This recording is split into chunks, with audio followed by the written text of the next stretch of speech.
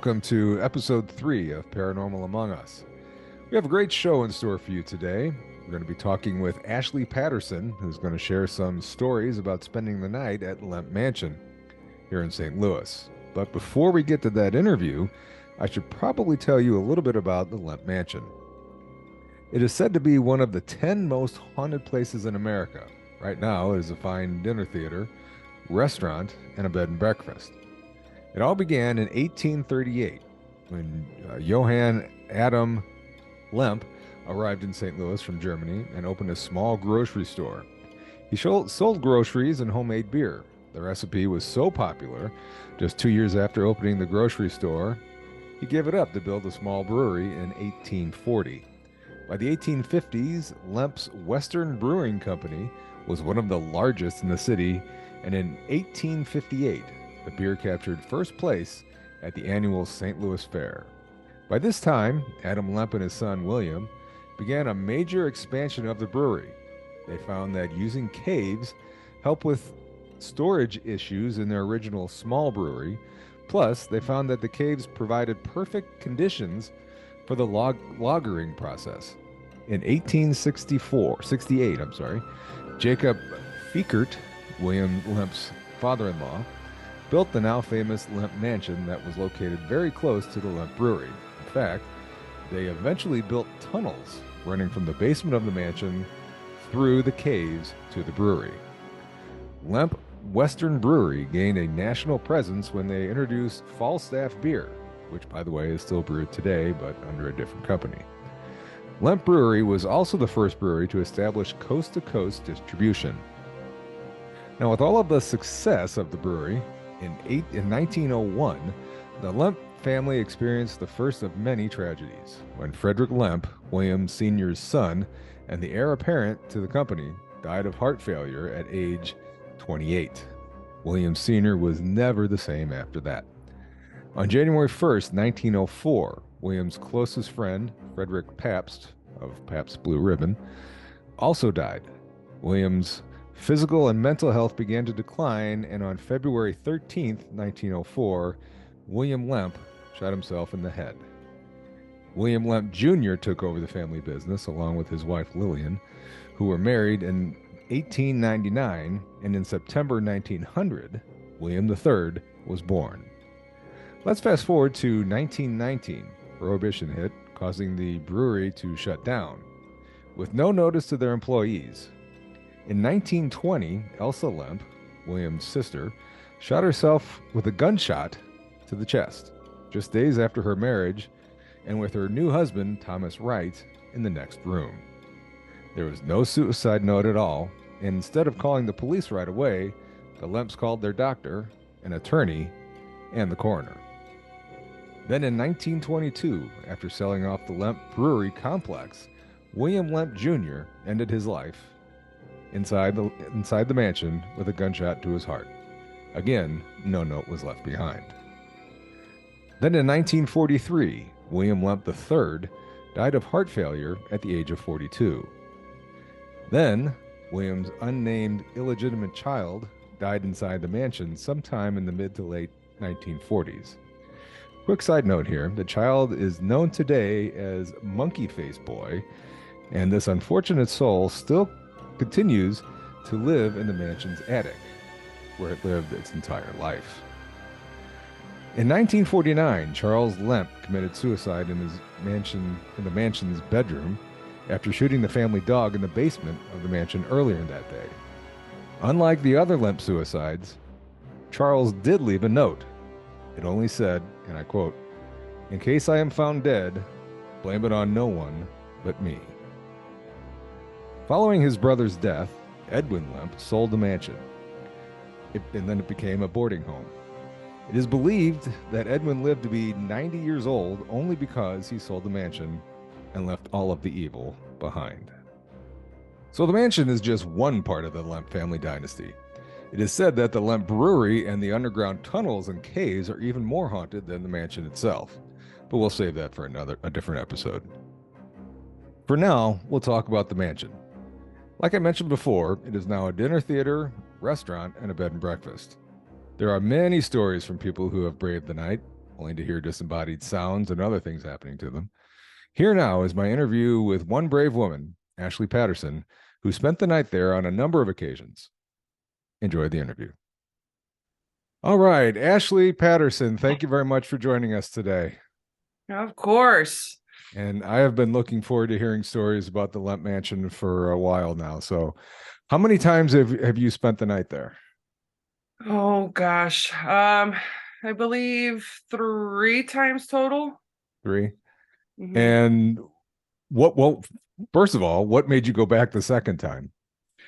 I am so interested in all this paranormal stuff. I Mhm. love to go and ghost hunt is what I call it. And we had known about the Lamp Mansion for a really long time and the history behind it. We just did a lot of research and we decided to do the one time. And after that one time, we just kind of got hooked and like we would go every year around the same time and we just got hooked on it. Awesome. Awesome. So what in your first night there, what happened that was so exciting that made you want to go back? So the first night there, we stayed in the Lavender Suite, which is the most luxurious suite that they have there. Very big open room. They got like a little breakfast area where William Lemp had actually committed suicide at that table. Oh.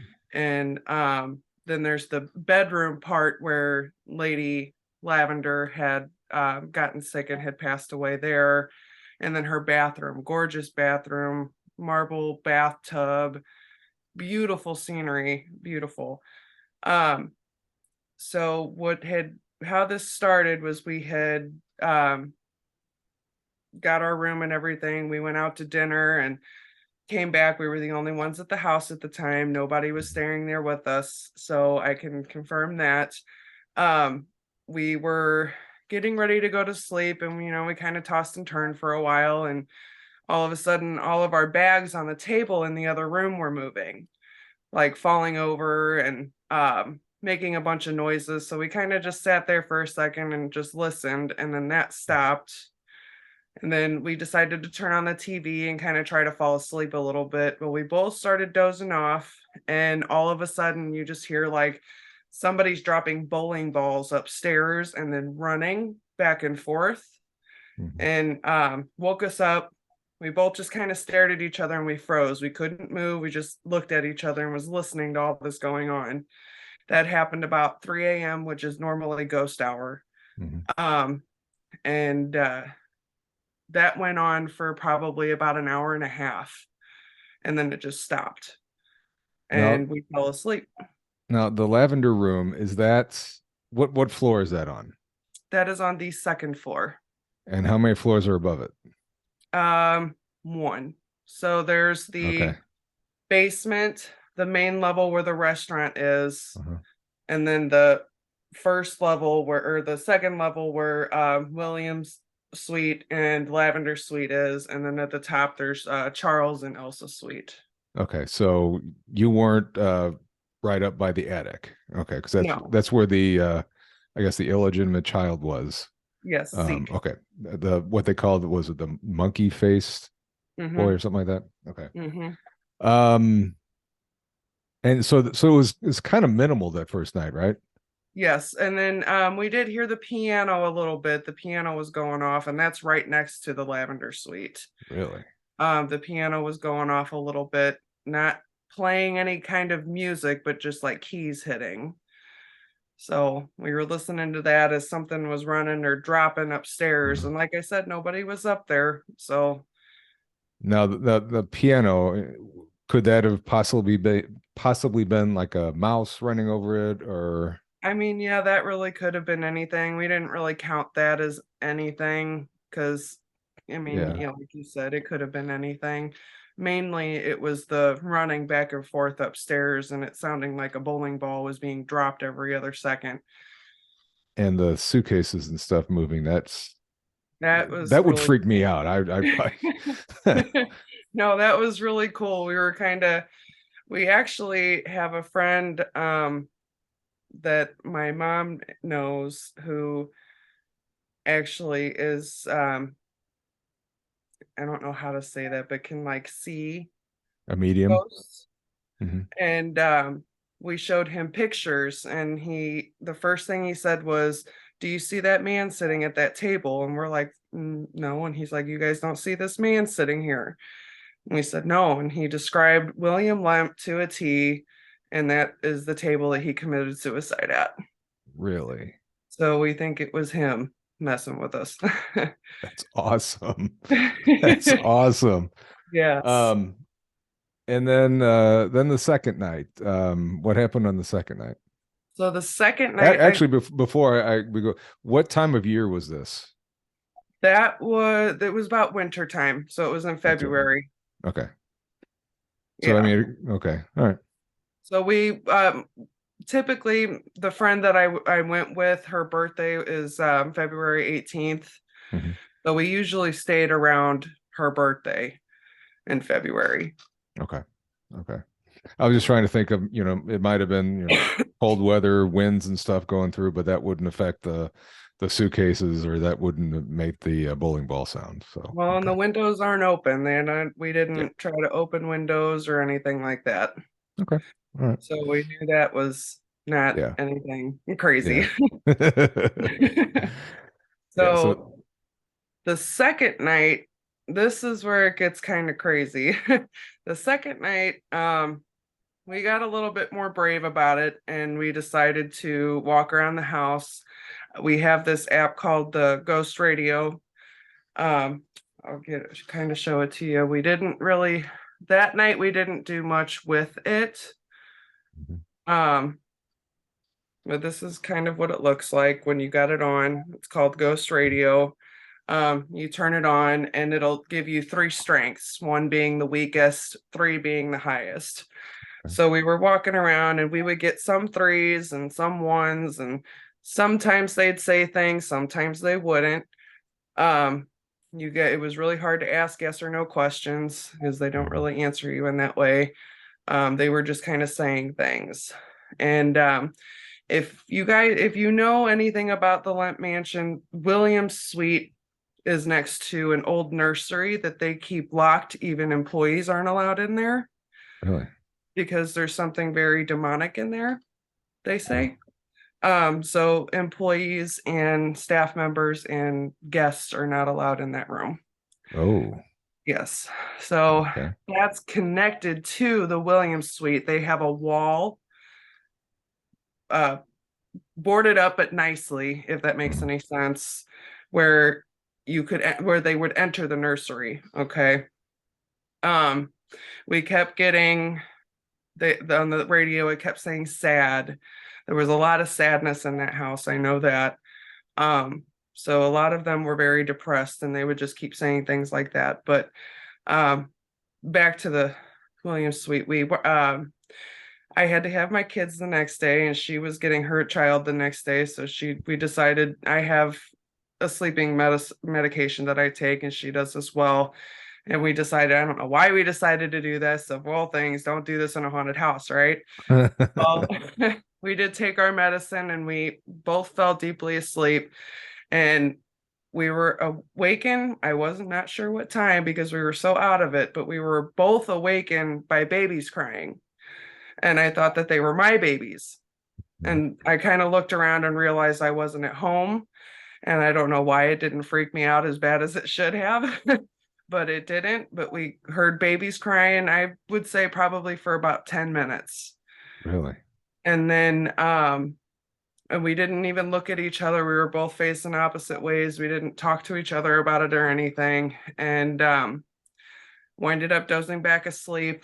And then I'm gonna say maybe at least about an hour later, I was awakened from a dead sleep abruptly by something pulling my foot.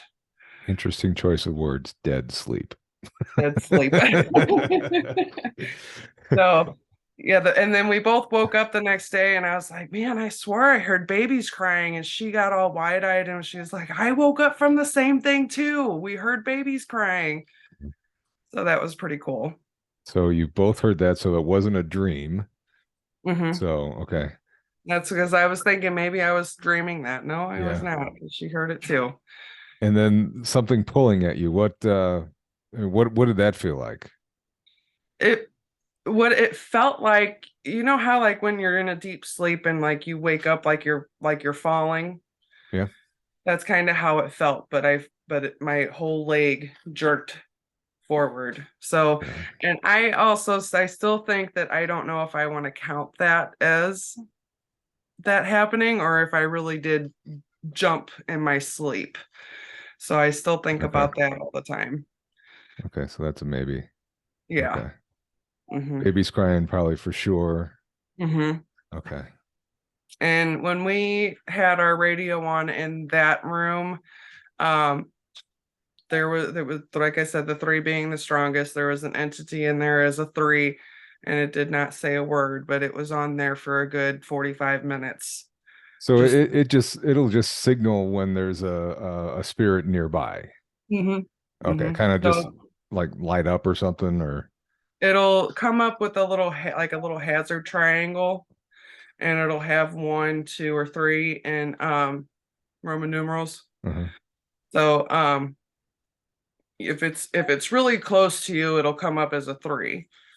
And if it's a little farther, like farther away from across the room, it'll come up as a one. Okay.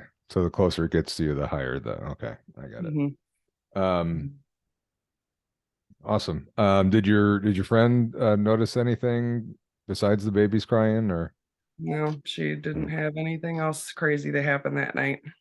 okay. And wandering around the house you didn't experience too much?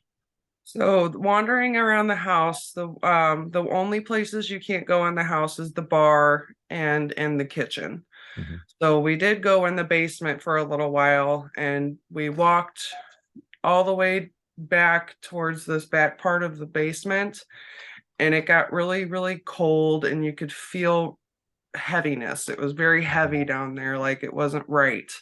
Hmm. Um, we did have something pop up that said go away. Oh, So we ended up walking upstairs and leaving it alone. so part of the research that I did the other day was the when they built the mansion, it was close to the brewery, of course, and Mhm. there's tunnels and caves connecting the mansion to the brewery, and those are supposedly more haunted than the house, the mansion. So it's probably somebody, an entity saying, go back, you don't want to be in here. Maybe Right, a friendly entity saying, looking out for you. right. Because that's where we were walking was towards those tunnels. And as we got there's this really pretty like stained glass part on the Mhm. top on the ceiling. We got right past that stained glass part, and then that's when it popped in. It was a very deep voice, and it said, "Go away." So we turned around and left it alone. Good idea. I'm getting goosebumps hearing this stuff. This is awesome. Um, so we're gonna kind of get back to this ghost radio thing here in a second. The third night, Mhm. what happened? The third night, we had went with two other girls, Mhm. and in the Williams suite, there's two beds, so we stayed in the Williams suite again because we had the most activity in there. That's the lavender Um, suite, right? no, this is Williams William, suite, okay, William the suite. one where we heard the babies crying and my foot being pulled. Okay, two different. Okay, Um, all right. yeah, so we stayed there, but we didn't really do much in that room. Nothing happened at that time. But as we were walking around the house, we went into they call it Charles's room, but it's more of like a party room that they have there. Mhm. Um, we walked in there and they had a Ouija board in there. I did not touch it. I'm very superstitious about that. I don't want anything to do with the Ouija board. Yeah, I agree. The other girls did wind up playing with it and tried to mess around with it. Nothing happened. But then we had went all the way upstairs to go into Elsa's suite. And Mhm. in there, um, they have something in there called the Stinky Man, and it smells really awful. And you could that when you as soon as you walked in that room, it totally smelled awful. And it wasn't, we were looking Really? around the room, there's nothing in there that could have possibly made it stink like that. So What that is it? was What kind of stink was it? Like rotten egg or? kind of rotten egg, but more of like rotten cheese. Oh, Yeah, it was really gross. oh, Not very pleasant. yeah. So, they do, in her experience, I can tell you her experience for when she stayed in there. When she stayed in there, she had the same thing. When she got in the shower, she smelled all of a sudden this strange, really nasty smell, Mhm. and it didn't leave her until she walked out of that bathroom, and then it went away.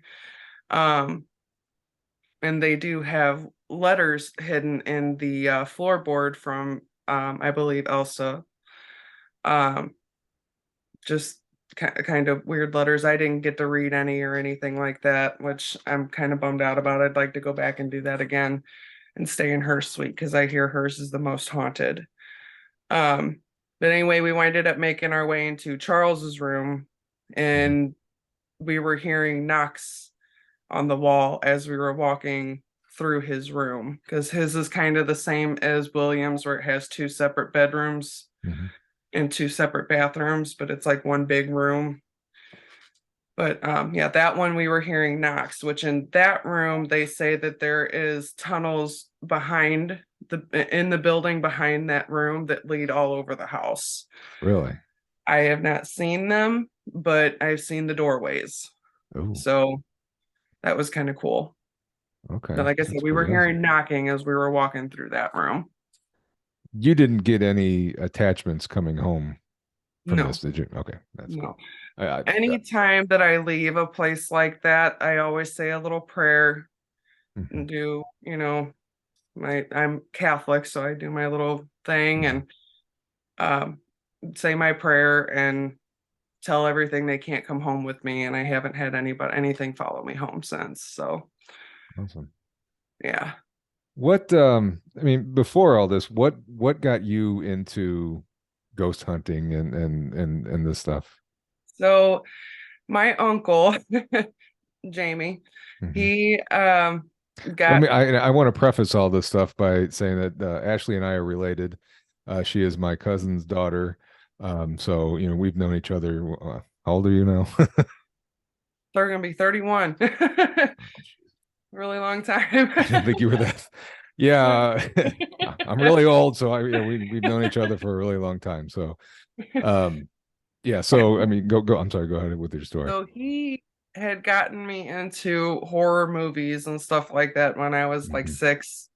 So ever since then, I've really been very interested in that kind of stuff and watching paranormal shows and things like that. I guess my big thing, if I could get a job doing this, I would love to do it.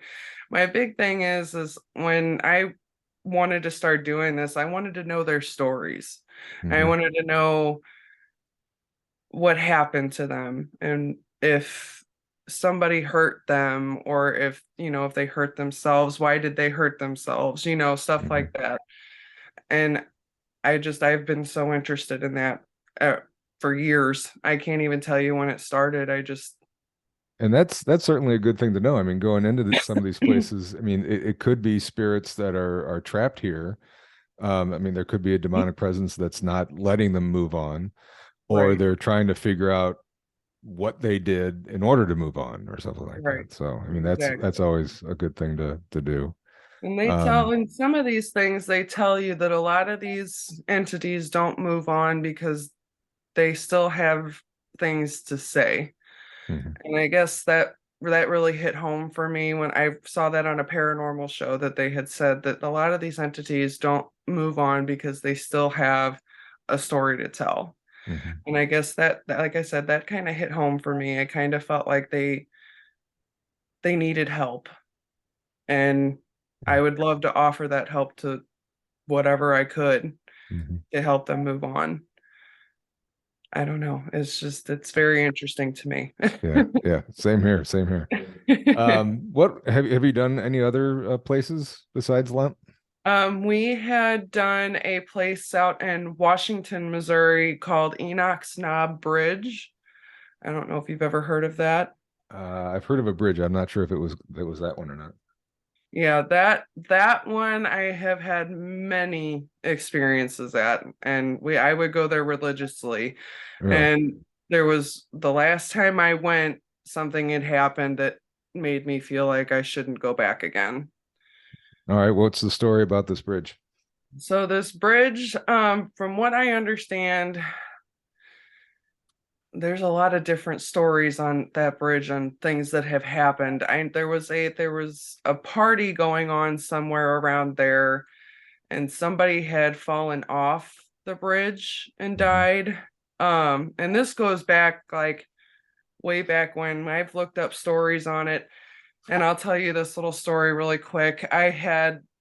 We'd always take my friend's car, and the one time I decided I'd take my car, and we got there, and I turned on my radio, and it said Ford. Well, my car's a Ford. And then something not Now you're talking so, about your Ghost Radio app, right? yes, Okay. Okay. yes. And then something not so, you can tell by the voices and on that thing that they're either really old Mhm. or really dark. It's hard to explain. You'd have to play with it to understand it. But it said Ford, and then it said drown, and then a really loud voice came on that said get out.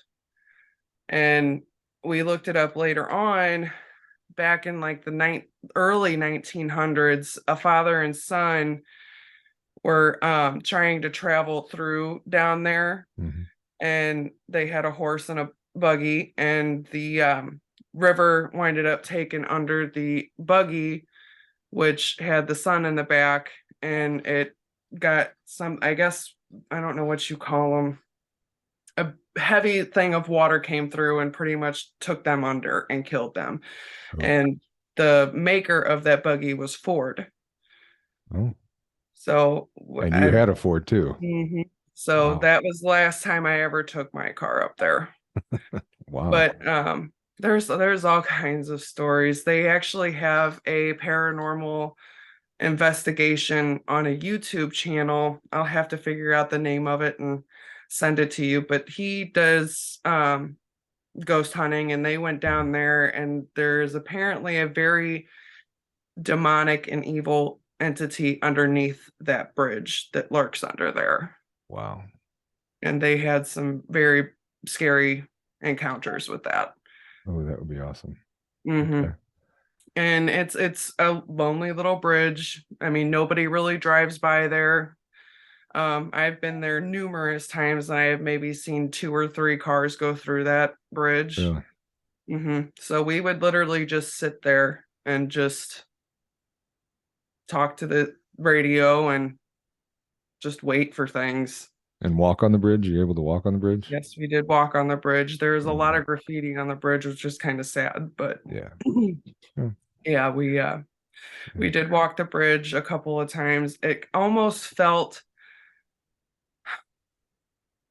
creepy. It was just very creepy walking around, and it's pitch black. There's no lights. Mm. So really all you could see is like the lighting from the moon and the stars that's shining down on you. Well, that would be pretty cool right there. I mean, It's beautiful, and yeah. especially during the summer, it's beautiful. Mhm. Now let's talk about this Ghost Radio app. Where can you find it?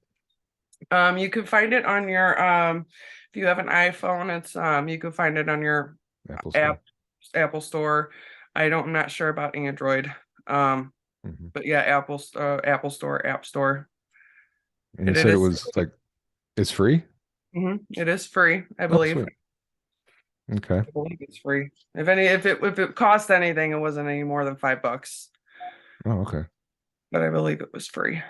I've thought about getting that and then turning it on here at the house, and I'm thinking, I don't know if I want to do that. I did the same thing. Came home one day and wanted to try to play with it, but I was kind of got freaked out and didn't want to know if there was something in my room. Yeah. But then again, too, I mean, you would know by the feel of your room and everything if there's anything going on. And I'm sure, nothing. I mean, I've been to your house and you've been here. There's really no heavy feeling of anything evil or anything. And I've never had a heavy feeling, but I have had weird things happen in my room, at well, least. But it'd be interesting nothing. to do an investigation there after you guys move out, maybe. Yeah, after I'm now no longer in that room, maybe. Yeah, yeah. So, Well, oh, but yeah, so on that app, you have a choice to turn off your cellular data so nothing can interfere with it. Like nobody can hack it and get on it and mess with you or anything. That oh, was, okay. we did a lot of research on it before we download it. Oh, sweet. Would you recommend getting it I would definitely recommend getting it, over? especially if you're into that. Okay, so that might be kind of a neat little uh beginner's tool to have Hmm. until you graduate to the bigger equipment that they use. Hmm. And like I said, what a lot of this stuff, when you are talking to these entities, Mhm. they don't answer yes or no questions very often. It's really hard to get a yes or no out of an Mhm. entity, but they'll say things that relate to where you're at, what you're doing. But yeah, it's pretty cool. Awesome. I had one experience there where the thing had said hand and then it said blood and then it went away, and I don't know why we turned on the light in the car, but I did. But I had dried blood on my hand. I was not bleeding anywhere. I had no cuts anywhere, and um, it Wow. was just dried little spots of blood. Wow. Yeah. So something was telling me I had blood on my hands. Wow. That's freaky. Yeah. That one I totally recommend trying out if you're into this stuff. Yeah. Enoch's That's, Not Bridge. and I'll post a picture of the Ghost Radio app on here as well, so people Yeah. can see it when they go to the app store or see if it's on Android. I don't even know what the Android store shop thing is. Yeah, So I'm sure you could find it on there. I just don't know what they get their apps off of. yeah, awesome. All right, Ashley, I appreciate you doing this. This has Of been course. very, very cool and a little creepy. Like I said, I But have a lot of stories about the bridge. Maybe I'll do that another time. we can do that. I think we're running out of time. They're going to cut us off here Okay. on Zoom here shortly. But yeah, we'll have to do a part two sometime I'd and love hear to. the bridge stories. That would be awesome. I'd love to. So, all right, Ashley, I appreciate you coming on here. Say hi to everybody for me. All right, I will say hi to everybody as well. All right, thanks, Ashley. All right. All right, bye bye. Bye. And that's all the time we have for this episode. My thanks to Ashlee Patterson. And I will say that we will be hearing more from Ashlee in the future. Thank you for taking the time to chat with us tonight. And thank you for watching this episode. Make sure that you like and subscribe so you don't miss any new episodes like this one. Also, if you have a story that you would like to share, please email me at paranormalamongus72 at gmail.com. That's paranormalamongus72 at gmail.com. And I'll get back to you and either read your story on a future episode or possibly have you on as a guest so you can tell your story. Hope you all stay safe, and I will see you on the next episode of Paranormal Among Us.